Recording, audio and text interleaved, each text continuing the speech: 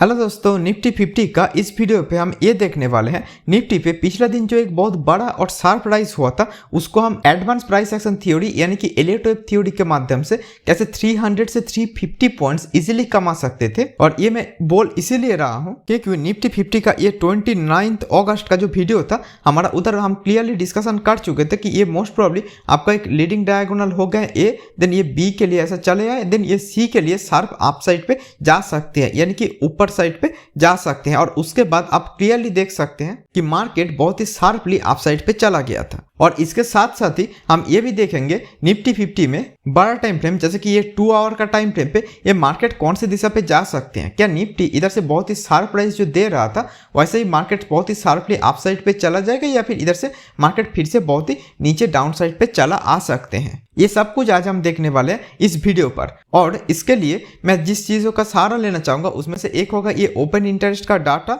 और दूसरा होगा ये जो यूएसडी आईएनआर कौन सी दिशा पे जा सकते हैं, क्या यूएसडी आईएनआर इधर से फॉल करेगा कि नहीं। और उसके साथ साथ ये इंडिया वीक्स का भी हम देखेंगे क्योंकि ये सब कुछ मिलाकर ही निफ्टी और बैंक निफ्टी का डायरेक्शन तय होते हैं। तो चलिए शुरू करते हैं। पहले जो दोस्तों हमारे चैनल पे नए हैं उन लोगों के लिए मैं बता देना चाहूँगा कि जिस थ्योरी के आधार पे ये सब कुछ मैं डिस्कशन करूँगा उस थ्योरी का बेसिक्स क्या होते हैं। उस थ्योरी का नाम है Elliott wave theory. Normally as per Elliott wave theory market ऐसे 1, 2, 3, 4, 5 ऐसे 5 सब वेव पे आगे बढ़ते हैं, जिसके अंदर first wave, third wave and fifth wave होता है आपका मेन ट्रेंड एंड ये second wave and fourth wave होता है आपका एक प्रॉफिट बुकिंग जोन। जहां पर ये मेन ट्रेंड के अंदर नॉर्मली 5 सब वेव्स रहते हैं, उधर ये प्रॉफिट बुकिंग जोन के अंदर नॉर्मली 3 सब वेव्स रहते हैं जिसका हम नाम देते हैं ए, बी एंड सी।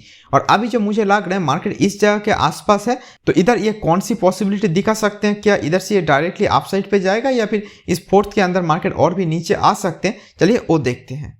तो अभी हम चले आए हैं निफ्टी 50 का 2 मिनट्स का चार्ट पे। इससे पहले जैसे कि मैं आप लोगों को दिखा चुका हूँ, ये 29 अगस्त का वीडियो पे मैं डिस्कशन कर चुका था कि ये जो है ये आपका ए है, तो ये बी के लिए आया, देन ये सी के लिए इंट्राडे पे अपसाइड पे जा सकते हैं। और उसके बाद आप लोग देख पा रहे हैं कि इतना बड़ा एक शार्प राइज हो गया था।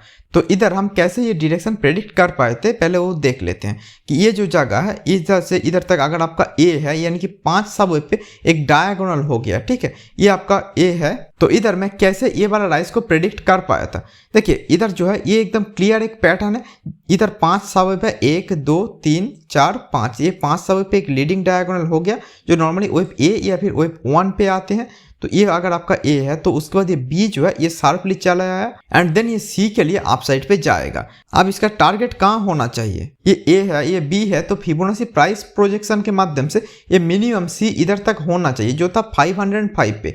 तो अगर हमारा एंट्री इस जगह के आसपास हो सकता था जो था लगभग 17,300 से 310 के आसपास, तो हमारा मिनिमम टारगेट होना चाहिए था ये 505 यानी कि 180 से 190 पॉइंट्स। और उसके बाद हमारा अगर नेक्स्ट जो टारगेट होना चाहिए वो होना चाहिए 161.8। अब आप बोलेंगे कि तो फिर क्या हम इधर ही बुक कर सकते थे या फिर इधर जाकर हमको एक्चुअली एग्जिट करना चाहिए था।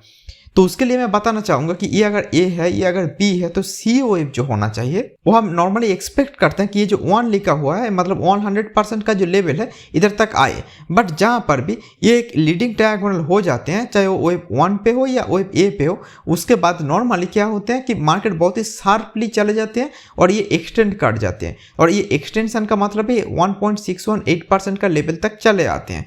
तो इसीलिए हम ये एक्सपेक्ट कर सकते थे कि ये जो है इसके बाद मार्केट क्या करेगा, ये 1.618% का जो लेवल है जो 17,640 के आसपास है उधर तक मार्केट चला जाएगा। तो अगर आप 300 से 310 के आसपास आप ले पाते तो आप एग्जैक्टली 17,637.90 यानी कि 17,640 से 50 तक आप पकड़ के रख सकते थे। और जो लोग इसको आसानी से ट्रेड कर पाएंगे ओबियसली उस पर आप और भी अच्छा पैसा कमा सकते थे। तो इस हिसाब से आप निफ्टी का ये 2 मिनट्स का चार्ट या 5 मिनट्स का चार्ट या 1 मिनट का चार्ट देखकर ये पैटर्न को रिकॉग्नाइजेशन के माध्यम से इंट्राडे पे जो राइज का प्रेडिक्शन था उसके माध्यम से आप इतना अच्छा खासा एक बहुत बड़ा पॉइंट कमा सकते थे with the help of Elliott wave theory and Fibonacci price projection. तो अभी चलिए निफ्टी का बड़ा टाइम फ्रेम पे जाकर देखते हैं कि निफ्टी कल क्या कर सकते हैं। तो अभी हम चले आए हैं निफ्टी 50 का 2 आवर का टाइम फ्रेम पे।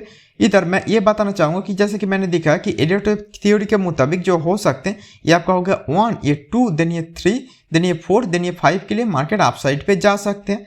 तो ये अगर आपका वेव 1 है, ये अगर आपका वेव 2 है, तो इसके बाद ये जो थर्ड है ये तो बहुत बड़ा हो गया था। उसके बाद मैं आप लोगों को दिखाया था कि टाइम वाइज भी ये इस जगह के आसपास 1.618% का लेवल है। जो लोग उस वीडियो को नहीं देखे काइंडली पिछला 2-3 वीडियो को देख लीजिए। आप लोगों को ये वाला पॉइंट से मार्केट, ये चाहे निफ्टी हो या बैंक निफ्टी, क्यों रिवर्स किया वो सब कुछ हम डिस्कशन कर चुके थे ऑलरेडी। तो उससे आप लोगों को नॉलेज थोड़ा बढ़ जाएगा। तब बात ये होता है कि ये जो सेकेंड वेव है ये कैसा आया था। ये सेकेंड वेव को आप अगर देखना चाहेंगे और कितने दिन पे आया था वो भी मैं दिखाना चाहूँगा। ये जो है इधर से इधर तक ये सेकेंड वेव कितना दिन पे आए थे, लगभग 18 बार्स पे, यानी कि 6 डेज के आसपास। तो इधर आप अगर ये फोर्थ वेव को देखना चाहेंगे तो फोर्थ वेव कितना दिन पे, अगर इधर तक अगर फोर्थ वेव मान ले हम, तो ये फोर्थ वेव लगभग कितना दिन पे, 10 डेज पे। तो लगभग ये second wave and fourth wave पे कुछ खास अंतर नहीं है। अगर आप टाइम वाइज देखना चाहिए, मतलब सेकेंड वेव जितना समय पे बने हैं, फोर्थ वेव लगभग उसी समय पे बन रहे हैं। तो इसीलिए मैं ये एक्सपेक्ट नहीं कर रहा हूँ कि ये जो फोर्थ वेव है वो इधर ही खत्म हो जाए। जो होने का चांस मुझे सबसे ज्यादा लग रहे हैं वो ये है कि ये second wave and fourth wave पे एक टाइम वाइज और प्राइस वाइज ऑल्टरनेशन दिखते हैं। तो इधर टाइम वाइज एक ऑल्टरनेशन दिखे, मेरा बोलने का मतलब है ये सेकेंड वेव अगर ऐसा कम समय पे शार्पली चले आए तो ये जो फोर्थ वेव होगा वो क्या करेगा, अभी थोड़ा टाइम लेकर साइड वेज पे बनना चाहिए। तो जो हो सकते हैं फोर्थ वेव पे ये एक फ्लैट पैटर्न बन सकते हैं, यानी कि फोर्थ वेव जो होगा वो ऐसा ना होकर फोर्थ वेव कुछ इस तरीके से बन सकते हैं। और दूसरा एक पैटर्न जो फोर्थ वेव पे बहुत ज़्यादा समय तक होते हुए हमको नजर आते हैं वो है कि एक ट्रायंगल जैसा पैटर्न। तो ये जो फोर्थ वेव पे एक ट्रायंगल पैटर्न भी बन सकते हैं, क्योंकि ये फ्लैट बने या फिर ये ट्रायंगल बने, बोथ द सिनेरियो नॉर्मली क्या हो सकते हैं कि फोर्थ वेव पे ये थोड़ा टाइम वेस्ट कर सकते हैं। तो इसीलिए मेरा एक्सपेक्टेशन है कि जो फोर्थ वेव है वो इधर तक खत्म ना होकर, जो पिछला दिन मैंने दिखाया था कि ये 0.382% का लेवल तक इधर इज एग्जैक्टली टच किया एंड इसके बाद से इसने रिवर्स किया। बट फिर भी मैं एक्सपेक्ट कर रहा हूँ कि इधर से मोस्ट प्रॉब्ली ऐसा करके एक ट्रायंगल या फिर ऐसा करके एक फ्लैट जैसा पैटर्न कुछ बने एंड देन में भी मार्केट फिफ्थ के लिए चला जाए, तभी जाकर ये second wave and fourth wave के भीतर एक प्राइस के साथ साथ टाइम वाइज भी ऑल्टरनेशन दिख सकते हैं। तो अभी आप लोगों में से बहुत सारे लोगों के मन में ये सवाल भी आ सकते हैं, क्या मैं सिर्फ ये प्राइस और टाइम वाइज ऑल्टरनेशन के कारण ये फोर्थ वेव ऐसा हो सकते मैं ये बोल रहा हूँ? नहीं, उसके साथ साथ और एक कारण भी है, इनफैक्ट और कुछ कारण भी है। उसमें से एक है ये यूएसडी आईएनआर, जो पिछला दिन पे ही मैं डिस्कशन कर चुका था कि यूएसडी आईएनआर जो है इधर से सी वेव बनाने के लिए मोस्ट प्रॉब्ली नीचे आ सकते हैं। और ये यूएसडी आईएनआर ये जितना नीचे आएगा, जो एक शार्पली गिरते हुए दिख भी रहे हैं, तो ये जितना नीचे आएगा उसके बाद क्या होगा, हमारा निफ्टी अपसाइड पे जाने लगेगा, क्योंकि यूएसडी आईएनआर के साथ निफ्टी एकदम उल्टा डायरेक्शन पे हमेशा ही चलते आते हैं। बहुत ही कम ऐसा देखा गया है कि निफ्टी भी गिर रहे हैं, यूएसडी आईएनआर भी गिर रहे हैं, ऐसा नॉर्मली होता नहीं है। और दूसरा एक कारण है कि ये इंडिया वीक्स पिछला दिन जब मार्केट शार्पली राइज कर रहा था, ये लगभग 5 से 6 पॉइंट का गिरावट दिखा चुका है। अब ये वीक्स जितना घटेगा इसका मतलब है कि मार्केट पे जो मूवमेंट होगा वो कम हो जाएगा। मेरा बोलने का मतलब है ये अगर इंडिया वीक्स अगर ये जो है ये 30 के आसपास चला गया तो मार्केट पे सपोज कि पर डे आपको 2 से 3% का गैप अप या डाउन दिख सकते हैं। लेकिन ये इंडिया वीक्स अभी जो है एक कम होते हुए दिख रहे हैं। तो इंडिया वीक्स घटने का मतलब ये है कि मार्केट में वोलाटिलिटी कम हो रहे हैं। तो मार्केट में अगर वोलाटिलिटी कम हो जाएगा तो इसका मतलब एक ही चीज हो सकते हैं कि मार्केट का जो मूवमेंट होगा ये इतना शार्पली अप या शार्पली डाउन नॉर्मली होना नहीं चाहिए। तो इस हिसाब से भी मुझे लग रहा है कि ये जो इंडिया वीक्स है ये हमको वो इंडिकेट कर रहे हैं कि हमारा जो निफ्टी है या फिर बैंक निफ्टी भी है ये बहुत ही शार्पली अप या डाउन नॉर्मली नहीं देना चाहिए। ये किसी एक जगह के अंदर जो एक फ्लैट या फिर मैक्सिमम एक ट्रायंगल भी ये बन सकते हैं, देन मे बी ये अपसाइड पे जा सकते हैं। और इधर मैं एक ऑल्टरनेट काउंट देना चाहूंगा, क्योंकि as per Elliott wave theory market हमेशा कोई ना कोई वेव के अंदर होते हैं। तो इसीलिए मैं एक ऑल्टरनेट काउंट अगर देना चाहूंगा तो वो ये है कि ये जो है ये आपका ए बी सी ये हो गया एंड देन इधर से मार्केट शार्पली 1 2 3 4 5 करके बहुत नीचे तक जा सकते हैं।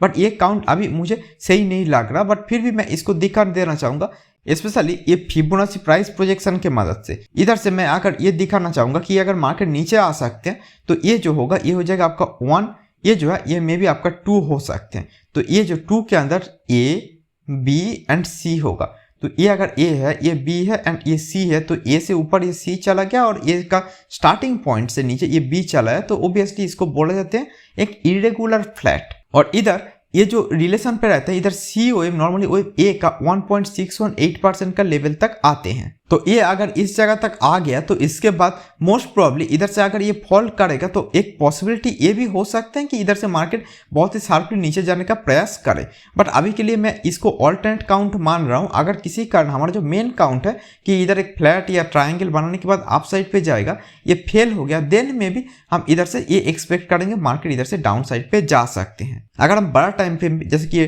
2 आवर या 1 डे की बात करें तो। और आखिरी पे हम ओपन इंटरेस्ट का डाटा को देखना चाहेंगे। इधर जो ये 29 सितंबर का ओपन इंटरेस्ट का डाटा है ये दिखा रहा है कि इधर बड़े बड़े जो कैंडल्स है वो एक्चुअली ग्रीन नहीं है, बड़े बड़े रेड कैंडल्स दिख रहे हैं। इसका मतलब मार्केट जो है इधर, उसके बाद इधर एंड देन इधर और इधर भी एक बहुत बड़ा सपोर्ट क्रिएट कर रहे हैं। तो मार्केट पे नीचे की तरफ जितना जाएगा, ऐसा नहीं कि थोड़ा सा भी मूवमेंट नहीं दिखा सकता, इंट्राडे पे दिखा सकते हैं, बट ये जो है बहुत शार्पली नीचे चला जाएगा या फिर आने वाले 1 महीने तक मार्केट नीचे ही जाएगा, ऐसा जो मार्केट का बड़े बड़े खिलाड़ी है वो एक्सपेक्ट नहीं कर रहे हैं। इसीलिए वो क्या कर रहे हैं कि बाय 29 सितंबर वो एक्सपेक्ट कर रहे हैं कि मार्केट अप साइड पे जाए, इसीलिए और नीचे की साइड पे एक अच्छा खासा सपोर्ट बना रहे हैं, जहां पर अप साइड पे कुछ बड़ा कोई ग्रीन कैंडल है ही नहीं। इसका मतलब अप साइड पे वो लोग एक खुला छूट दे रहे हैं मार्केट को, ये उन लोगों का प्रेडिक्शन बोल रहे हैं। और अगर आप ये 8 सितंबर का भी देखना चाहेंगे तो इधर वो लोग क्या कर रहे हैं, ये 17,300 पे एक बहुत ही अच्छा खासा सपोर्ट बना रहे हैं, और उससे पहले